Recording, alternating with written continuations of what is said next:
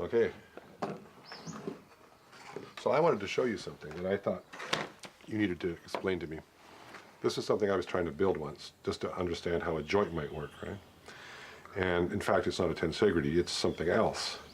And I thought this would actually be a good place to show something to show you, because it's not doing anything. I can't make it actually do anything at all. If that was a knee, for example.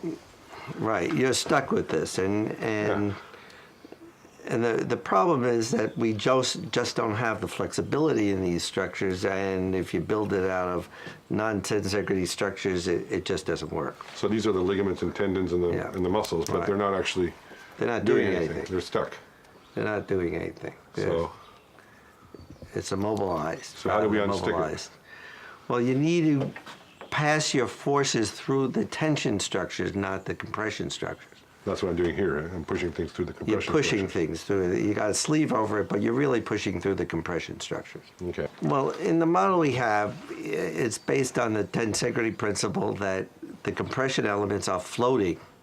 They're floating compressions, and they don't press on one another.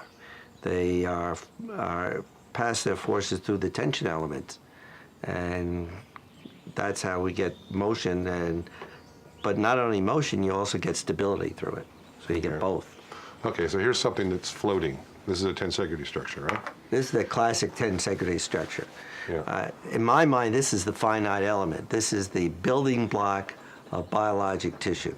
Okay. So that however this forms, and this is a self-generating structure, it forms by natural forces of itself. So self-assembly. It is a self-assembled structure. And once it forms, then it becomes the nucleus of the structure, and it just keeps building and building and adding from there. Now, by structure, we're talking at what scale? We're talking about, it's independent in scale. It can be at the very smallest scale, at the organic chemistry level, right up to a full organism. And they all integrate using the same mechanical structure. So it's the building block of biologic structure. So that's a cell, let's say. This would be a cell, but it also could be a nucleus of a cell. Really? Okay. So it works as both. So if you put this inside this one, it would be the nucleus of this one. Allow me to do that without breaking this one. Right. Now it's even more, so this could be the nucleus and this would be the outer cell, but it's even more integrated than that, because this structure actually is part of that structure, and they will connect with one another, and so that a force on the outside would affect what's going on at the nucleus itself. If you keep building from there and adding and adding and adding, you get columns and masses and groups of cells all integrating with one another, so that you can fit them into these different parts of it and then build structurally for it. Are you saying that these are like receptor surfaces, which you plug other cells? That would be a good term for it. You actually become integrated into this to the structure, not just sitting on top of it. If you do bricks, for instance, you're just putting one brick on top of another. But when you're building with these structures, you're integrating each structure so they all are interconnected and become one. So they become independent and interdependent. Okay. Now, I build these structures, as you know, for all sorts of reasons, for making toys and making sculptures and things. These are just linear models of what you're calling a nonlinear system. Is that right? That's exactly right. The concept of linearity means that everything follows a straight line. In nonlinearity, what you're doing is they're no longer straight lines. You get little things happening and then big things happening as a consequence of it. This structure in itself is a nonlinear structure. When you load it, it doesn't just bend in a place. For instance, under my foot, if I stand up, the weight under my foot will deform the floor exactly equal to my weight. But in these structures, the whole structure would deform, and the whole structure would shrink down. Okay, to make it look a little simpler, let me take it back out again so we can just look at one of these rather than the one inside the other. I get your idea now. So there it is there. So if you push this together, the whole structure rotates around and shrinks down uniformly. Right. So a force any place on it makes it smaller, makes Yes. it tighter. And now, what happens is when you push in on it, the whole structure pushes in, and it gets smaller and tighter and actually stronger. This one actually works better to show that, doesn't You it? can really see that. If I push these two here, the other two sets of parallel struts Not also only get that, smaller. you hit a point where it gets very stiff. Yeah. So the movement at this point is very easy. Yeah, But as you hit that end point, it gets stiffer and stiffer. Right. And actually stronger. right. Now, if you imagine that each one of these little beads is a miniaturized one of these, you can then see how it works in a hierarchical system where each point becomes something. So we're talking about hooking these things up in a row, so to speak, right? That's correct. So if each one of these little beads is an icosahedron such as this, then you would have a hierarchical system. Now, since you can stack these so they become stiff and make a tower, you can build this all as a tower, and then you can replace these compression rods in this structure with a tower. I think it's standing by itself now. There you go. Whoops. it's There moving you a little go. bit. There you go. So we have a tower there. So what you can do is you can replace these compression rods as a tower, and then you can see that you can miniaturize it or expand it and can get it as big as small as you want. So you can okay. go down to the cell, Yeah. or you can go up to the dinosaur, and it all works on a building block using the same structures. Okay. So what's going on in the fact that it's moving around like this, besides the fact that I'm moving it? Well, it doesn't just bend, it rotates around and squinches down and becomes stronger and tighter.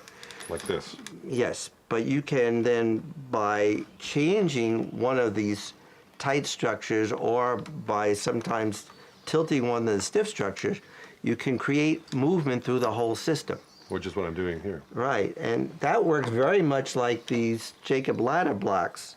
So this old toy, by just changing the angle of that one of the blocks, you can get it to move back and forth and flip back and forth. And that's essentially what you're doing in this structure. This is really a two-dimensional effect, but in these structures, you're of course getting three-dimensional, Right. and it becomes a spiral. But the spiral is a wood screw spiral, not a machine screw spiral. It gets smaller and tighter, or then expands out. Again, I'm just building these things as linear models, so I could have made each one of these sets of dowels smaller, and we could have had a needle tower like one of Snelson's sculptures. That's correct. Right? Yeah. But of course, you're using linear material here, so you can never get it perfect. In biologic structure, you're starting with this structure. The self-assembling part. The self-assembling icosahedron. So this is where you're starting right here. So this all is all the same.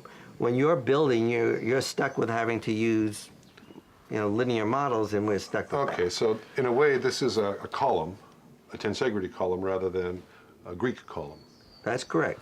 And each one of these could be made of one of these. So we could have a series of tensegrity columns for each, to replace each one of these struts. Is that right? That's exactly right. Right. So we can get smaller and smaller. Since it also takes tension and works in tension, you replace the tension elements with the same structure. Right. Right. So they integrate with one another. So that's the microscopic level. That's at the microscopic level, but it works equally well at the macroscopic level. Most of my work as an orthopedic surgeon has been at the macroscopic level. Fixing people. Fixing people. For years I was a cutting surgeon, orthopedic surgeon, and I was interested in the mechanics and the knees, and particularly the spine. But I was never really satisfied with what went on in what I was taught, because I couldn't understand, say, the dinosaur's neck, which is, of course, an extreme example for us, because we have this big structure like this leaning out all the way out. So here it is, the dinosaur's Right, neck. there's your dinosaur's neck, because He can look up, he can look down. but you can't do that in a lever system without having a high mast and a pulley on it. Yeah. See, but this does it from within the structure itself.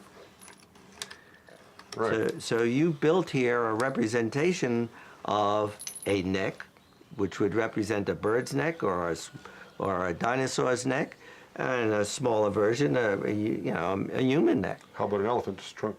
Elephant's trunk, Or my cat's tail? cat's tail. now this is a multi-segmented one. If you had a stiff section of each there, you would then make one part a joint. Right. So you can build this as an arm Right. with a joint part, say there at the Flexible wrist. there. So we could say that this is the wrist of this hand. And this would be stiffer, and then we can put the elbow, say, in the middle, with the shoulder here. Okay. So how about a knee then? Well, here's you know, in your model of your knee, you've shown this, that you can float the structure one on top of the other. Right. They don't have to press on one another. Right. And if you've represented very well here, that they sort of interdigitate. There's fork one another so that you can get one that's higher, one that's lower, and it always remains in that relationship to one another.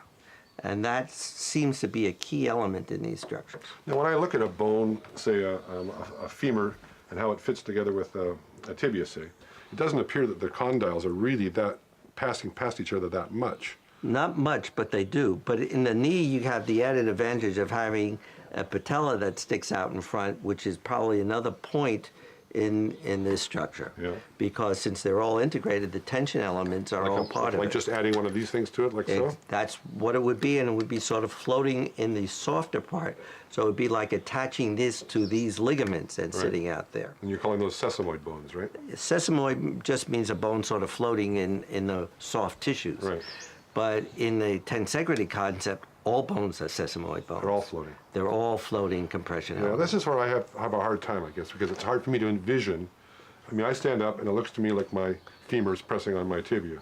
And Right. It looks like I'm a column at that point. It also looks like your tooth is pressing on your jawbone when you bite on it. Yeah. But it's long been known that the tooth is in a suspensory ligament, Right. and no part of the tooth itself actually pushes on bone. Okay. It's all suspended in ligaments. Right. Not only that, but even when you bite, your teeth don't actually touch.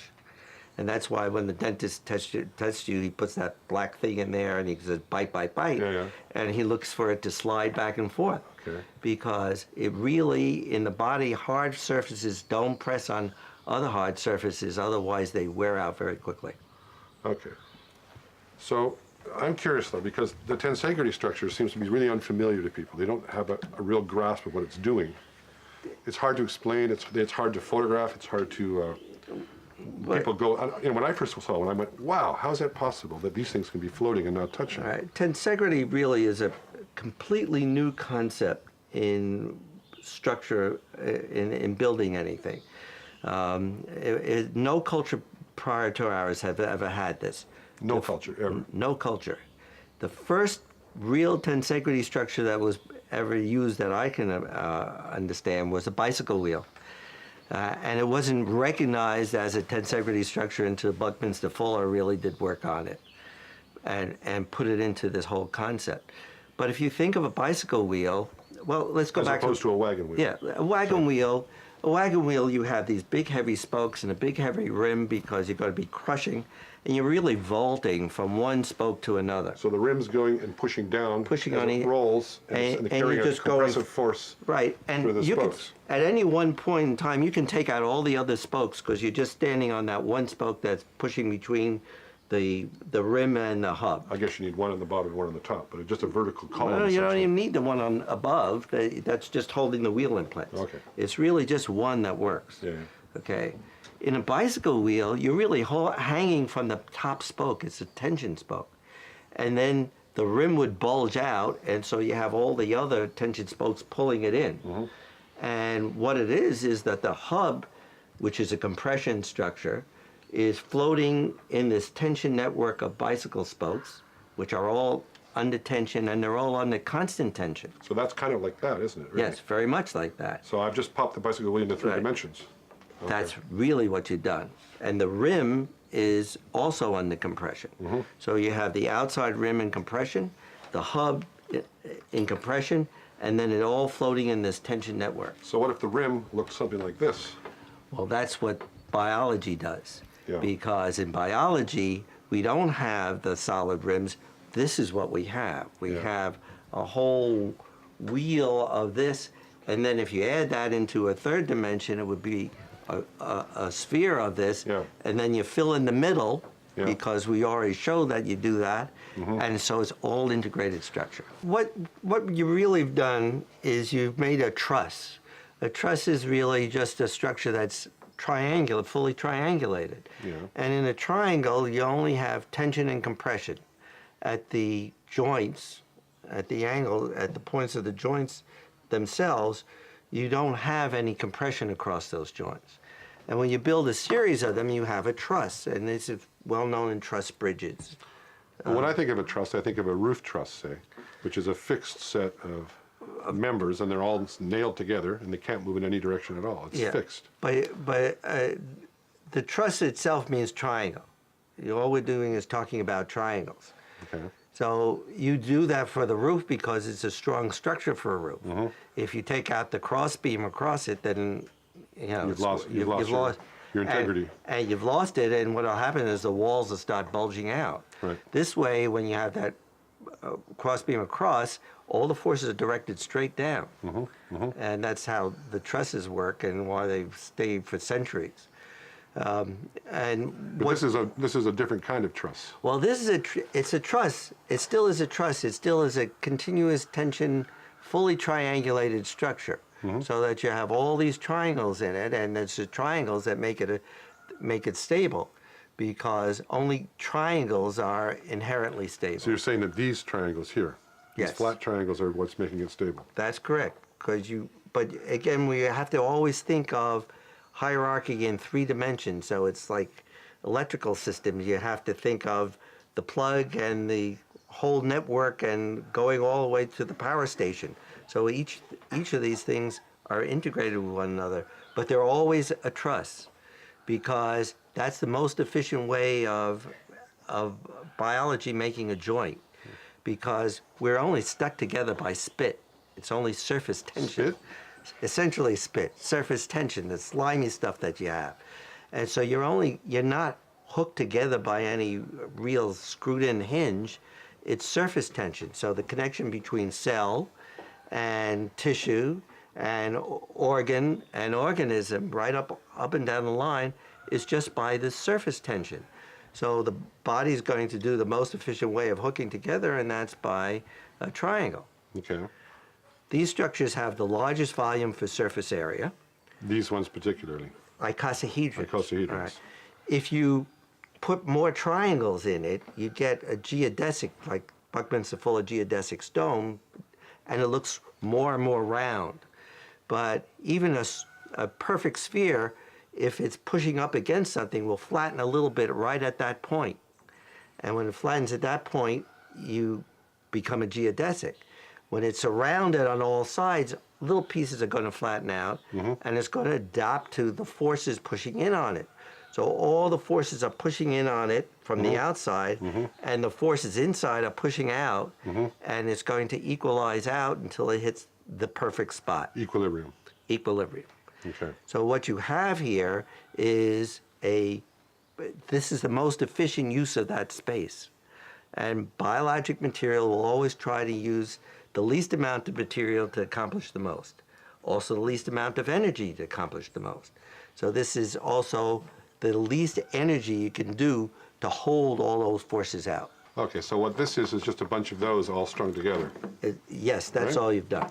Okay, like what I notice about this is how there are stiff pieces touching one another here, but they're not actually carrying a load, because when I push on them, they just give way.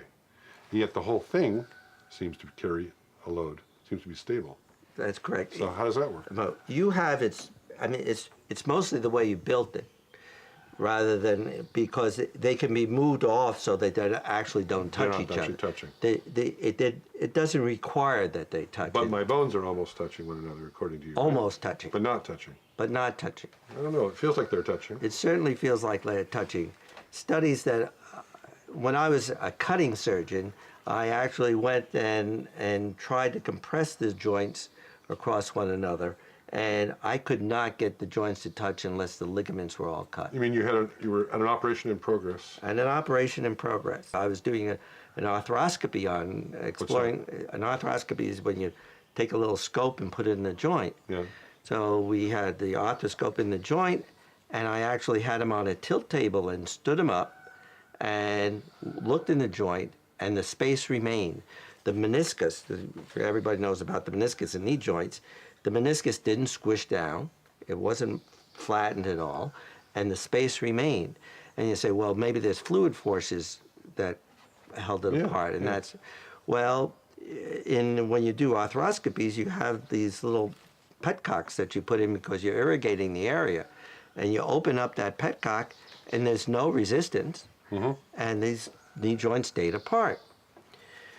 So they're not just sitting on top of there like that. They certainly look like it, but you can take a feeler gauge like you do in the old spark plugs and slide it right in there, and there's a space that exists. Even when there's weight on it. Even when there's weight on it. Now, that was also shown on some experimental work that I didn't do, but was done with India ink in these joints, and they showed that putting, weight equal to the body weight on that joint did not get those joints to touch. Okay. What about a spinal column then? I mean, there's little discs in between all the bones there. Surely they're like shock absorbers. Well, they look like it because we conceive the spinal column as an upright structure. Right. But the spinal column did not evolve as an upright structure. It started out in fish. Right. And More like that, maybe. More Swimming. like this. So you were swimming, the fish was swimming like this, and it's being pulled along. Right. And it works in fish and in quadrupeds. Right. You know, an animal's running, you look at your cat there, and he's running along, and he's being pulled along. So quadrupeds are pulling along, and what the discs are really couples between these bones. They don't, in themselves, have to bear any weight. Now, when you stand them upright, it looks like they're bearing weight, and the pressure in them is fairly high, but that's intrinsic in the structure. It's even, the pressure in them is just as high when you're in this position. So are you saying a disc is a little bit like one of these? The disc is exactly like one of those. It's just another version of the same thing, because that's our building block. We just keep building from that point. Okay, so I've got something here that is basically like a spinal cord. It's floating, nothing's touching, and yet it's stable. It works either as vertical or horizontal. Exactly, That's and what it you works said. just as well, and you don't have to have the discs in this structure. It will stay stable just the way it is. All right, now. It doesn't rely on gravity, in other words. No, it's independent of gravity. It doesn't, it's a independent structure. It will work equally well in land, the sea, in the air, in space. It doesn't make any difference. It'll work right side up or upside down and sideways. Normally, when you build buildings, for instance, they're oriented in one direction only. A column is oriented in one direction only. You can't tilt it on its side. It would tear itself apart.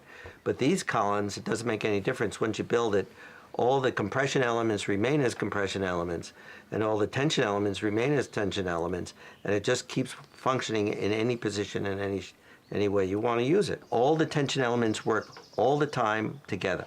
As a big network. As a network.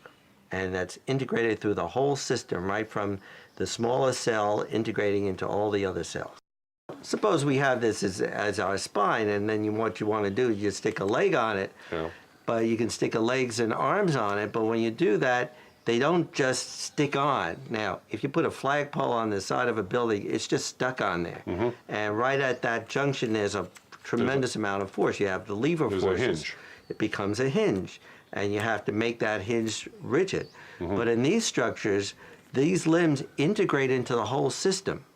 So it's not separate. It's from toe to your eyeballs. It's all connected. And so that you put it, so it's all becomes one unit. And that way there is no levers in the system because it's all through this truss that's through the whole system.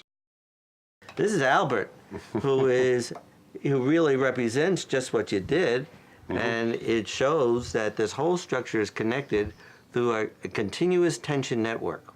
Right. And each of the joints themselves are not loaded in compression, they're all held together in tension. So you have none of the compression elements, none of the bones pressing on any other bone, and yet this stands up straight and is well supported. Not only that, but when you bend it, it has a tendency to spring back and assume its most advantageous posture. So to get him out of shape, you have to add energy, and when you release that energy, he becomes into the neutral posture that's the most comfortable for him. And biologic structure follows the army adage of you never stand when you can sit, you never sit when you can lie down, you never stay awake when you can be asleep. And so the body wants to reach its level where it's doing the most it can do with that level of energy expended. It reminds me of say, Tai Chi or some martial art where they try to use the least amount of energy to accomplish a result. In Tai Chi, you're using exactly all your tensegrity, and what you're doing is you're focusing that whole structure into one point, which you can do with this, and all the energy comes through the whole tension system out to one point and goes whack. Whack. You see, but Okay. Tai Chi is a perfect example of the proper use of your tensegrity structure. Okay. So this is really just a model. This is not the thing itself. Well, of course. I look at this and I say, well, that my hip bone doesn't stick up, or my femur doesn't stick up through my hip bone like this and floating in this place. It sticks up enough so that these are representative of what you're going. All you need is a little bit, and you need that little overlap, and that will do it. But you also have to recognize that when you're talking about the hip, it's also part of the whole structure. So that it's not just that bone you're thinking of, but you're thinking of all the other bones working in the same system. Okay? So Steve, this was a model I built of the pelvis, which I was trying to understand why my back had gone bad a few years ago. And it looked like I should build an abstract model of the pelvis. So this was a series of planes showing how the pelvis is ideally looked like. So in other words, it doesn't actually look like the pelvis, but it has all the planes in it. It certainly represents this pelvic structure. And it seems to show the idea of the femurs walking safe and how the pelvis moves as you walk along. And everything's in balance so that all the struts are in parallel, the legs are lined up with the pelvis, everything seems to be in balance. Now when I hurt my back, I herniated a disc, and some of my lower muscles on the left side froze. It seemed to I didn't have the access to the multifidus muscles or the deep structure of my body at the lower level. So I demonstrated that by actually just shortening one of these tension members on one side. Now, explain what's wrong with me. If you look at it, you've distorted the whole structure. If we're just moving one element. With one element, you pass through the whole structure and distort it, and the stress is now going through the whole system. And not only the stresses, but you've created a distorted icosahedron, so it's at a much higher energy level. I think you just fixed me. I hope so, because that's what I would have done. You would have tried to make that I would have one. tried to balance your system. Now, as a therapist, all I can do is help your body restore its normal function. But that's what I would be doing, is trying to free up the restrictions that you have and then get your body back into balance. And you do that by a variety of exercise techniques you can, or manipulation, or a combination of things, but it's the balance of the structure. And what we're doing is getting your body to do its thing, because that's where it wants to be. So we are just freeing things up so the body can do it on its own. So every different kind of therapy, physio, massage, chiropractic, they're all working towards the same aim, but from different sides of the picture. When they're directed toward the musculoskeletal imbalances, even though they think they're doing different things, they really are just trying to bring that body down to its lowest energy level, which is the position of comfort for the body. And somehow or other, they're affecting these icosahedrons and making them in balance. So I'm back in balance now, more or less. My legs are lined up with my spine.